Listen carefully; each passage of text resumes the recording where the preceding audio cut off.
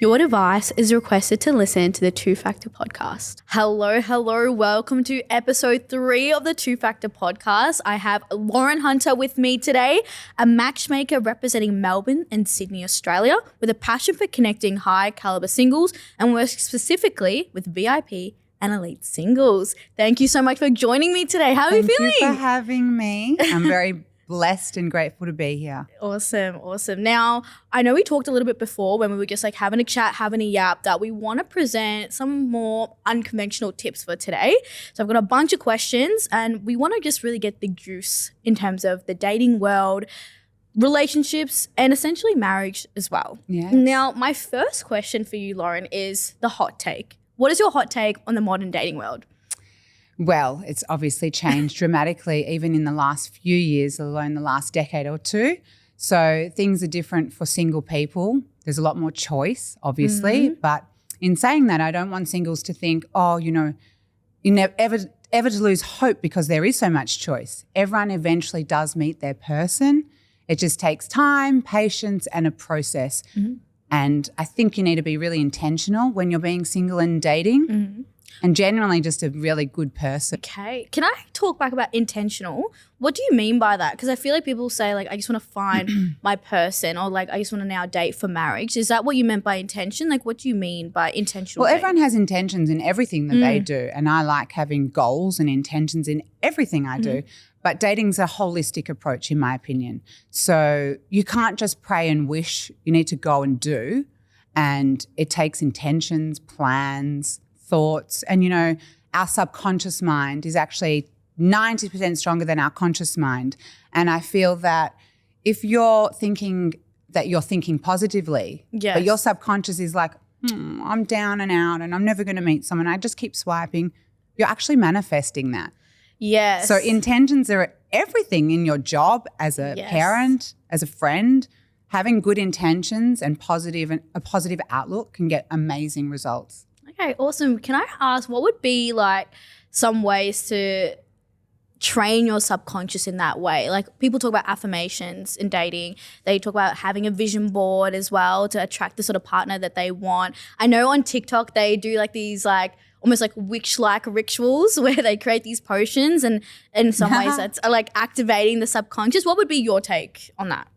Well, everything in balance. Mm-hmm. I'm a moderated human. I think that obviously having a vision board, setting goals, being clear, really clear about what you want. This is not just about dating. Like this is a person. You need to be clear and strategize and work out the steps in order to getting your goal. Like that's my personality. Vision boards help because, when I was single even, and I was unsure about what I wanted to attract after being married and divorced, I had to really come back to myself and say, who am I now?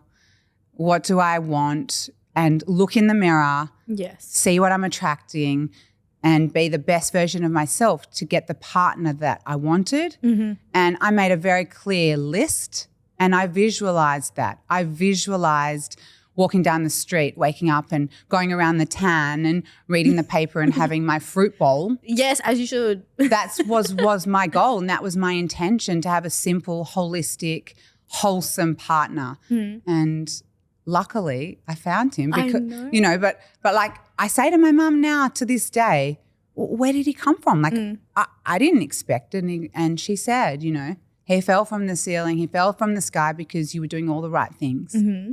May I ask, can you tell me the story of how you and your husband met? So we're not married. Not married, I've repartnered. Yes. So I was married quite young and I had children young, and I ended up getting divorced, and it was a difficult time, and never once did I lose hope. And that's the whole thing about being hurt or cheated on or pain in separation.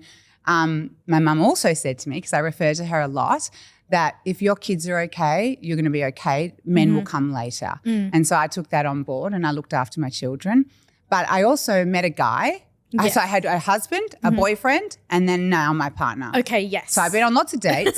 And when I divorced in 2017, I did go online. So I had that. I have that experience as well. Yes. But that second relationship post-divorce was probably worse than my divorce. Wow. So it was interesting. So I really needed to learn some lessons, have some introspection.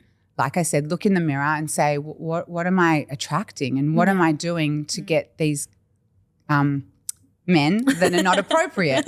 Yeah, no, I love I that. actually meet girls to this day as a matchmaker that say, oh, I met your boyfriend. He told me all about you and I didn't realize. And I was like, oh, yes, when did you date him? And they told me the date. I'm like, oh, pretty much I thought I was dating him then. So everything comes out, the truth. Yeah, you know, and it's so interesting that the people that you meet now, and I love them all basically. But I met my partner through my ex-boyfriend. They both lived in Hong Kong for some time. Yes. And at the time I was a personal shopper. And my partner was looking for a new wardrobe, apparently.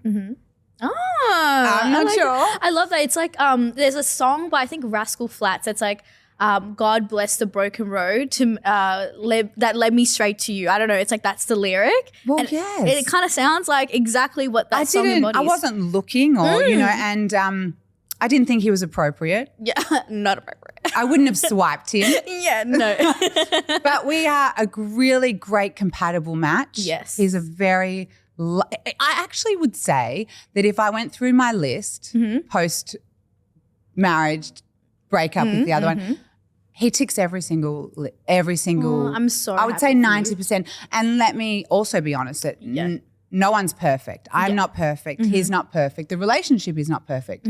But it works so lovely, smoothly. He's everything that I put down that was important to me. And as you grow up, as you mature, you think that you want certain things, but then you realize I actually just want the simple things like loyalty and trust and reliability and kindness. Yeah. No, I love that. I feel like it also grounds you like in thinking about yourself as well. But I really want to go back to something that you said, Lauren, is about compatibility. Now, I feel like, you know, the way that I structure these podcasts, I go the hot take and then the scams. Now, something that we, you know, with rom-coms being like, I think the second or like the highest watched genre of all time, there's a thing where it's like, is love enough? You have love and compatibility. What is your take on that? And do you think love is enough, or are there other traits and values or aspects in a relationship that essentially overtake that? Well, that's a very good question. There's a lot to It's a lot to unpack. Yes. So compatibility to me means the same dreams, the same goals, the same desires, the same timing of life. So I look at that when I look at a compatible match, not I like a brunette, like not superficial. Like you've really got to get to, do I want children right now? And does the other person want children? Are you a morning person or are you a night person? My ex-husband was a night person. I got up at 5 o'clock in the morning. It was not compatible when I look back, but I loved him and I fell in love with him. So I think obviously I'm going to be very fair and diplomatic and say a combination would be ideal. You're not going to get everything in one person. It's not possible. You have to be enough on your own and see your non-negotiables. What are your deal breakers? You know, compatibility and love, they go together. But one thing I do know about love, and I believe strongly in this, is that love can be mistaken for codependency. Right. And I never want to be codependent or looking for someone else to soothe my type of attachment. I want to get to a place where I'm securely attached, the other person's securely attached, and we live beautifully independent lives but add value to each other's lives. I love that. I think like, you know, when people say I can't see myself living without this person. It's not realistic. It's not realistic. It's la la land. And I am a very old school romantic. I'm obsessed with love. I love love. I mean, why do you think I do this for so long? But the problem modern day dating has is that we want everything in one person. It's not possible. We have to be the one to give ourselves everything and then get what you can from the other person and give what you can to the other person. And it's a beautiful mixture. No, I love that. Lauren, thank you so much. And you're right, as much as that wasn't like a full packed question, I could keep going. You dissected it and debriefed that beautifully. Now this is like, I'm going to change gears a little bit because I think when you talk about modern day dating, we get a lot from movies. We also get a lot by like celebrity news and couples. So bit random, but what is a celebrity couple or that you don't really think are a compatible match? Well, Ben Affleck's just a hot mess with everyone. Yeah, very true. Yeah. I was actually at a Super Bowl party just yesterday, and one of the girls was telling me how she was reading Elle Macpherson's book. Yes. And in it, there was, I won't ramble on, but basically she was at a photo shoot and Gilles Bensheim, I don't even know how to say his name, they were together. He cheated on her, and the model at the shoot had the same tattoo as him, and that's how she figured out that they cheated. It's irrelevant, but no. It's cool. I said, well, even Elle Macpherson gets cheated on. So she needs to look about what you can be hot, you can be successful, you can be the whole package, but sometimes it's not enough and you're attracting not the right type for you. She keeps meeting guys that are not exactly correct for her. There's lots of celebrities though. I don't know. I don't really follow like celebrities like that so closely. Yeah. But yeah. You know what's so funny? The celebrity couple that I find that a lot of people looked at the time as like this power couple was the Obamas. Oh. And until I read her book, Becoming, and she talked about how much marriage counseling they had to go through, but they couldn't essentially bring that to light because it was like election season and there was a lot of sort of like bad rapport happening in the press regarding like all of these like firsts that America was going through. And now as of like really, I think as of 2-3 months when it was an inauguration in America, that Obama didn't come to that with Michelle, and then people were saying, oh my God, like, is this the Jennifer Aniston like scandal? And it was so interesting like how much investment the press, the media, us people on TikTok took. It's just insane. Yeah. Like, I just don't even go there. Like I'm so busy that I can't even. 100%. But I can't analyze someone's relationship as an outsider either because you know nothing. I know plenty of married people that are living miserably and single people that are happy, and there's just no right or wrong. It's individualized, and that's why I look at it like individualized, a holistic approach. That is what I focus on. But I want to say, because about Michelle and Obama, when you were talking about like marriages that last and that work take 3 C's: commitment, communication, and care. And I'm all about that. And that's what I work on with all my relationships, the ones with my children and the ones with my friends and the one with my partner. But if you get those things right, it's very much bulletproof. And I speak to married couples that have been married 50, 60 years as well as single people. What's the key? Like, how did you make it work? Commitment, care, and communication. And that they're the things. Like, I can go into them, but I mean it's pretty obvious. You've got to be great at communicating. It's a full-time job having a successful marriage or relationship. And not only are you going to have bad days, you're going to have bad years. But it's the commitment to staying together, to being the best parents or to being the best partner that gets you through. Like, we all have bad days. Yes. My partner annoys me, I annoy him, whatever. But knowing and having the foresight, like, the next 10 years are the best years of our lives. Yeah. And I say that to him, like, I say, like, I'm 44, you're 55. Like, how good is this? Like, the next 10 years are the best years of our life. So we communicate and try and be positive, care for each other, respect each other, and I try and instill that in my clients. Yeah. What would you say is like the way that communication goes wrong for, let's say, for example, people say, oh, I didn't really get to know this person in the time that we were dating, or like the reason why I bring this up is because I think weirdly I've been attracted to people that are more quieter. And people look at them as like they're not really like as a big communicator, like stereotypically. Yes. In comparison to me, who I feel like I can yap for days, I can literally talk a leg off a chair sort of person. And in some ways, I feel like because I'm naturally attracted sort of to like a grounding, soft-spoken person, someone who probably doesn't yap as much as me. Imagine two yappers. Imagine two yappers. I mean, I don't know if that would work as an expert. Yeah. But I think when you talked about compatibility, yes, that comes into it. So yes, compatibility with communication. Mm-hmm. Are you similar communicators? Because if you're communicating with someone that doesn't comprehend, okay, they're not comprehending. They're listening, but they're not getting it. And you're going to build resentment and you're going to struggle with their communication style. Okay. A lot of people, so I don't know if you know about attachment styles. Have you heard about attachment styles? If I'm being completely honest, the only ones that I know are secure and anxious. Yeah, so there's 4 types. Okay. And so my background is in psychology and relationship counselling and natural medicine. So that's why I've studied this. And obviously it was a long time ago, straight after school. So 1998. Oh, damn. You weren't even born. And you know, there are 4 types. Anxious, anxiously attached. I won't go into them, but anxiously attached is like that push-pull and often attract avoidant people.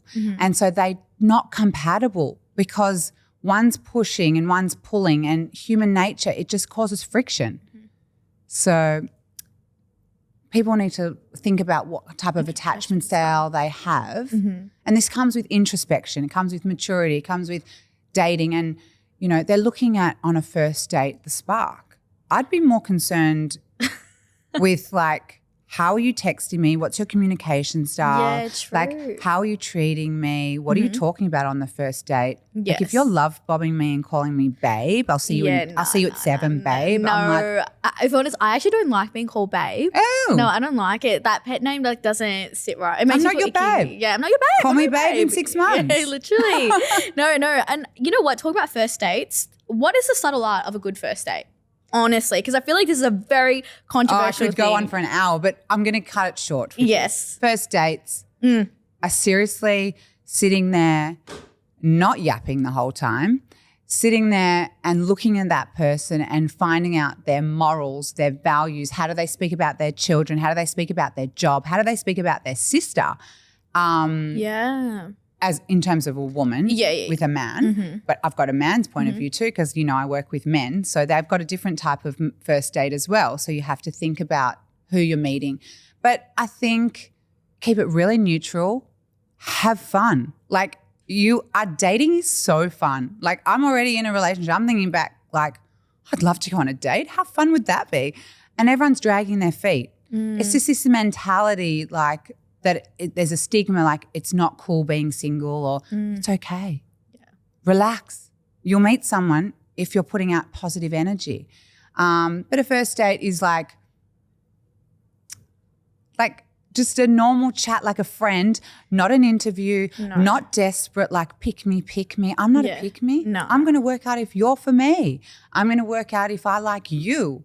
And just really like a secure, independent person that has everything going on and maybe I'll get to know you. And if I don't want to rip your clothes off right now, it's okay. It's okay. Yeah. What would you do if someone isn't physically attracted to someone? Like, do you think that's happens a lot? It happens a lot, right? And people say, oh, like, you know, and people like to numerize these dates. Like, they'll be like, they were a 6 or they were an 8. And then only kind of give that second chance to the higher rated people in their brain, right? And it's obviously attraction is very much in the eyes of the beholder. But I find that it's also really interesting how if people aren't feeling that way of let me jump your bones on the first date, they kind of don't give that second date a go or give that time to that person. So what would you say? Like, do you think that is like is it like a 60-40 thing where you kind of have to feel 60% of attraction to allow the rest of it to go forward? Or it's such a personal answer, but I personally think that if they had everything else, like honesty, reliability, trust, loyalty, that they indicated to me, that they worked hard, that they were good people, I think that why wouldn't you go on a second date and get to know them more? I just don't understand the fact that people want that elusive spark. Like, yeah. Like, it's got nothing to do with looks. Yeah. It's like looks are so, You could be with the hottest girl and she's got no personality. And I just say to good-looking people, like, you cannot rely on your looks. Yeah. You have to cultivate a personality that is genuine and kind and thoughtful and considerate. It's just a plus if you look nice. And I just think the world is really preoccupied with looks, and I feel sad about that. Yeah. No. Yeah. No. I think it's true. I wonder if we never had such an emphasis on looks. I think it's been around forever. Yeah. I mean, just people are obsessed with the way you look, and I just think it's outrageous. I would never have swiped my husband. I'm not saying that in a mean way. He impressed me in so many other ways. Like I fell madly in love with him. Same goes with my partner right now. I wasn't fixated with what he looked like. I wanted him to show me, who are you? Yes. Are you good for me? Yeah. And he's everything. He's everything. I love how you said show. Like, show me actions. Yeah. Give me actions. You know, he'd say to me, and I know it sounds so superficial, but he was like Mr. Big, you know, and he lived in New York for 12 years. Okay, yeah. So he gave me big Mr. Big vibes, and he was like, like it's not about money or things. It's about like, be ready. Yeah. You don't know where I'm taking you, but it's going to be epic. Yeah. This is after the first date. And be ready at this time. Yeah. Make sure you look great and you're in a great mood. We're going to have the best time. Yeah. And I got excited. Like, it's exciting. I don't want you to take me around like Fawkner Park and for a walk in the rain. And I had those dates in COVID. Yeah, COVID. Oh, Lauren, what are you doing? And then the guy, no, listen, this is the one thing that happened to me. I was like, it was a big, like, I was like, okay. We met and he's like, oh, let's go for a walk around Fawkner Park. I'm like, great. I'm in a puffer. It's raining. We go at 11 o'clock. 4 o'clock comes around. He texts me and he's like, oh, you are so gorgeous and you're so beautiful and I like everything about you, but I just don't have that elusive spark. Oh. And I was like, I didn't know we were looking for the elusive spark. Yeah. But I didn't have it with you, but I'm not going to tell you that. I'm going to be polite. Yeah. And just, you know what I mean? Like, people jump. You know why they jump? They want to beat you to the punch. They want to beat you to the punch. It's like they want to beat you from being like their ego is so big. It's like, I'm going to beat you to dump you. Yeah. And I'm going to beat you to say, I had a great time, but I'm not compatible with you. How do you know that? Yeah. How do you know that? Are you like, are you some like ultimate being that can just like tell? You want to keep swiping and you're addicted to the apps. That's why. Yeah.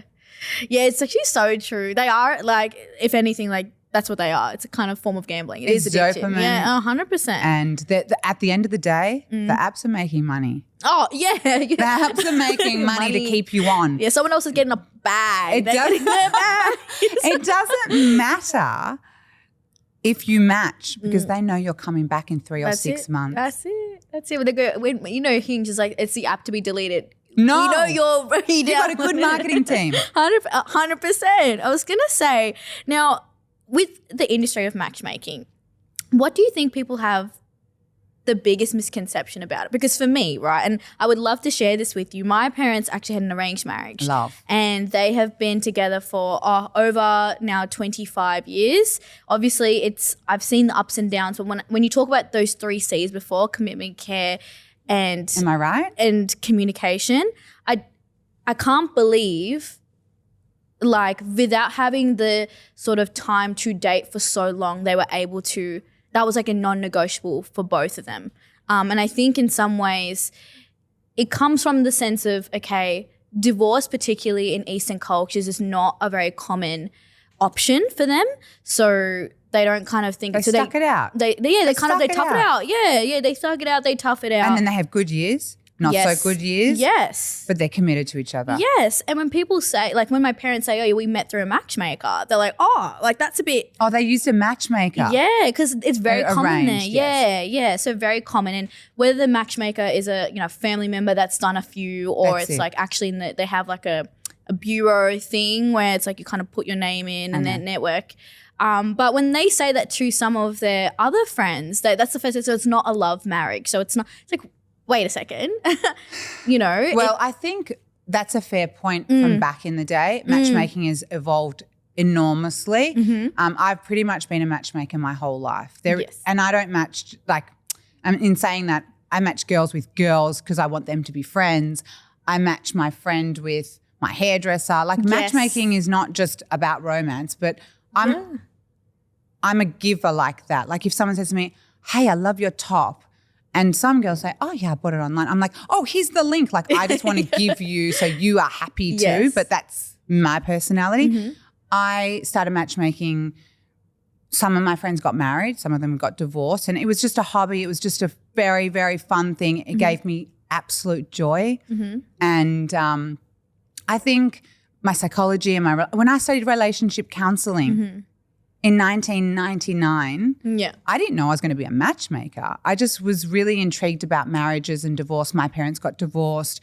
I thought I didn't want to get married. And I had all these thoughts about love, and it was a journey for me. It was a cathartic experience. And I just really love people. Yeah. And to see them happy makes me happy. And like I said, people got married. But the last 10 years, it's really just gone into a profession. And I spent, a lot of time, like years ago, I'd be on the phone counselling people, just as a friend. And my partner actually said to me, he buys businesses, and he actually said to me, you can't do this anymore. It's draining you. I don't know if it's the right thing, but it's draining you, and you need to make this your profession. And he assisted me, which has been great, into not counselling, but getting to know someone, curating the match. It's not just, oh, you're single, you're 5'8", 5'5". I'm not looking at those things with my matchmaking. I'm curating the match. I really am going back to the same dreams, the same desires, the same goals, the same timing of life. Like when I match people, it's like, well, you've got 2 kids and you've got 1. Would you have another? And we go so deeply into the match that it's pretty much like a good match straight away. Yeah. So all the people need to do on the first date is just rock up. Yeah. You don't need to ask them any questions. I've shared the bio. I've shared their previous history. I've shared their wants and needs. You just got to work. Oh, sorry. You've just got to work out if you've got the chemistry to go on a second date. I find that so interesting because obviously, maths being like also like the number one show that everyone's watching at the moment, people also have this weird, because, they call themselves love experts and whatnot, right? And I feel like in some ways people are mixing that perception of what, like an expert or a matchmaker, a relationship counselor, or in like one, like they're so different. You can see how when they're matching people on the show, it is just very superficial, right? And it's for TV, and I understand it. It's a great show. It's very popular, but they're not good matches. Unfortunately, they're just not. And that makes good TV, and I get it. I don't want to do that because it doesn't make me happy. The true happiness, my purpose is a good match. I am very invested. And I am luckily in a position now that I can choose my clients, and I been through it all. Yes. A lot of girls, a lot of guys have taught me hard lessons. I've got a thicker skin and a business mind now. And at the end of the day, I can fortunately say, unless you're kind to me, why would I choose you? It's not a match. It's respect, yeah. It's not a match. So as soon as someone speaks to me and shows me who they are, I'm allowed to choose now. And I love how you said you have matches for your clients, for just yourself with them as well as I say to the people, I say to the girls that are asking me and begging me for a date, I'm like, we're not a match. Go back on Hinge. Yeah. Or, I had a guy call me the other day, and I know for a fact he cheated on his wife, and he calls me and he's like, I want to be on your database. I'm going to be on your database, and you're going to match me with the hottest girls. And I'm like, oh, really? Okay. And I said, if I'm correct, did you cheat on your wife? And he said, yes. And I said, I'm not judging you. I'm just saying to you, how do I know you're going to treat whoever I match you with kindly? Because that's on me. And he goes, but I'll pay you $10,000. I said, I don't want your money. No. I don't care about your money. I care about my matches, and I'll stick to that till the end. It's not about you wanting to be on my books. I'm not a pick-me. I love that. I feel like that's and I feel bad saying that. No, but, why are you feeling? But I can do that because it makes my matches better, more genuine, and work. And if I see, you know, I just don't want to work with people that are not actually kind. 100%. I mean, girls and guys can speak quite rudely to me, and I'm thinking, oh, like check yourself. why would I match you if you're not even nice to me? Yeah. No, wow. I was going to say, what would be like your greatest success story as someone who's in this industry, and then also your biggest learning curve? Oh. Because I bet they're both sides of the spectrum, and I love that, you know, talking about your tenure, I bet you have some nuggets in there. So okay, tell me the first question. So I'll go to the success story. Like, what would be your favorite or most memorable? Well, the people that I matchmake, like I said, are people that cannot sit on Hinge, Bumble and Tinder. So they are people that are bankers, surgeons, celebrities, high profile. They literally don't have the time to swipe, no interest in swiping someone based on a photo, and they don't they outsource. They retain me for a certain period of time, and we work together and we get the job done. I mean, I can't name you one. There are so many. They are so under the radar. They are so private. I've never mentioned a name. I'm not allowed to. And the best match for me is the people that send me 1 year, 2 year, 5 year anniversary pics. Oh, yes. And success stories like that. Not every first date goes to a second, and that's okay. But my most successful matches are just the people that continuously love each other and fill me in, and I know that I match them because they really are aligned. That's all I really have. Like, I don't even know how to explain it. So in the sense of like, so would you say your most like memorable match would be the ones who've communicated with you over the years? Yeah, and they're like, oh, it's our anniversary. I just want to thank you. Like, I get messages of love every single day. Thank you so much. You've changed my life. I would never have met this person without you. You are doing God's work. Like, I have just testimonial after testimonial, and it just keeps me going. It just gives me so much pleasure. Yeah. And that's what I live for. No, 100%. And, you know, sometimes I'll be honest, like, my kids are in the car. Yeah. You know, we're driving to school and a client will call and I'm like, I say to them, oh, my kids are in the car, keep it PG. And my kids here, people adore me. Yeah. I mean, that's better than any money can buy. 100%. That's better than anything, because my kids are learning that I'm doing positive work. And like helping others, and that's the biggest thing. I just can't tell you. And I've taught them from a young age, you don't judge someone, you don't not like someone because someone else tells you they're no good. You make your own judgment. You be kind to everyone. You do charity. You give people, you know, you give them a listening ear if they need, or the shirt off your back. And it's the whole theme and the synergy of my whole life is that the personal training, the personal shopping, the personal matchmaking, for someone to leave my presence, like after a styling session or a gym, which is what I used to do, and be uplifted.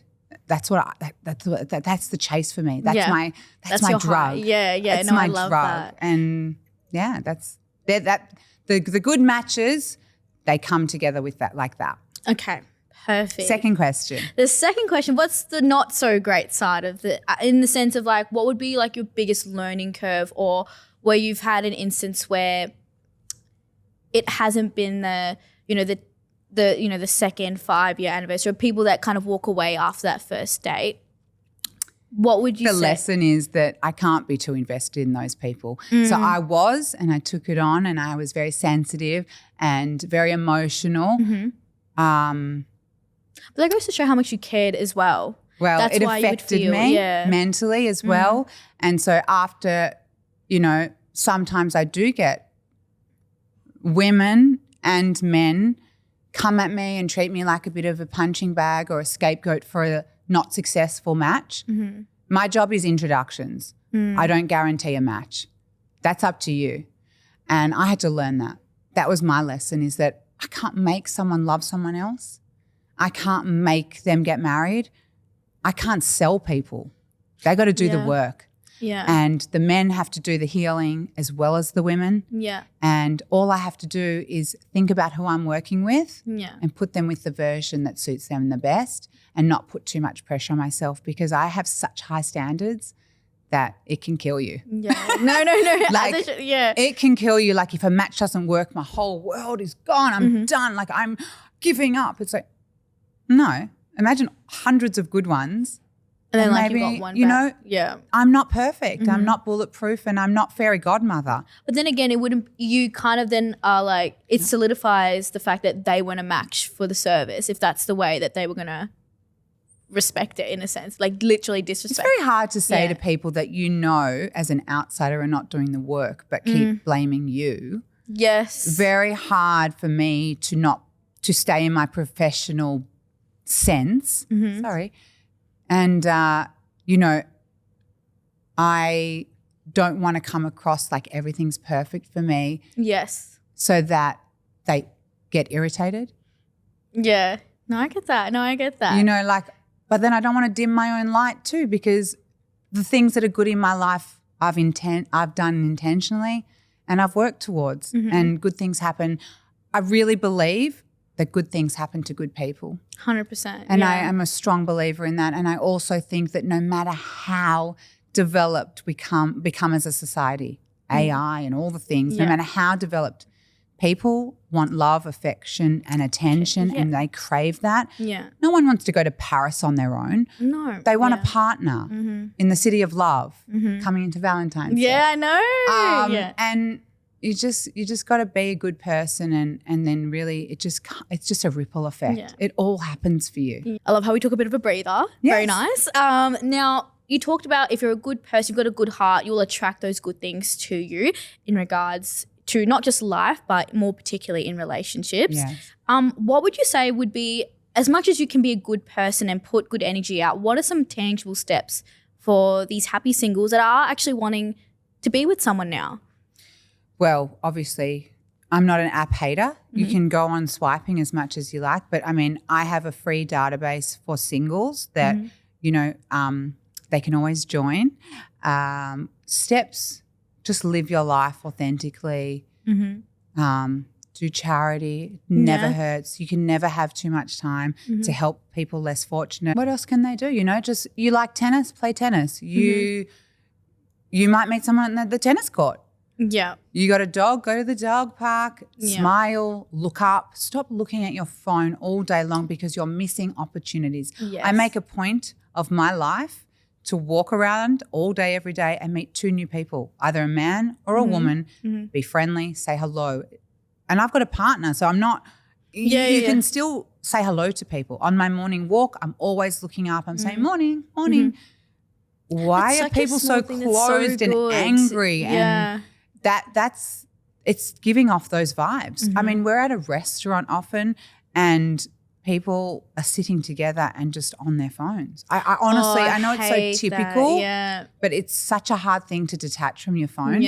Look up. I sometimes go out with girls for dinner and I'm 20 minutes early and I'm just curious like what's going on in the whole dating scene. And I sit at the bar 20 minutes early on my own, do not have my phone, and I want to see who can come up to me. Does anyone approach anyone anymore? Yeah.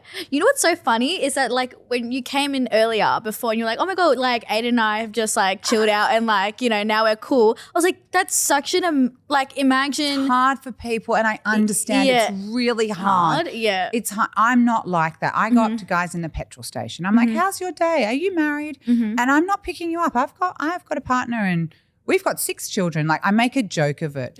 But like why not make more friends? Even for girls that have no single girls to go out with. Say hello to another girl.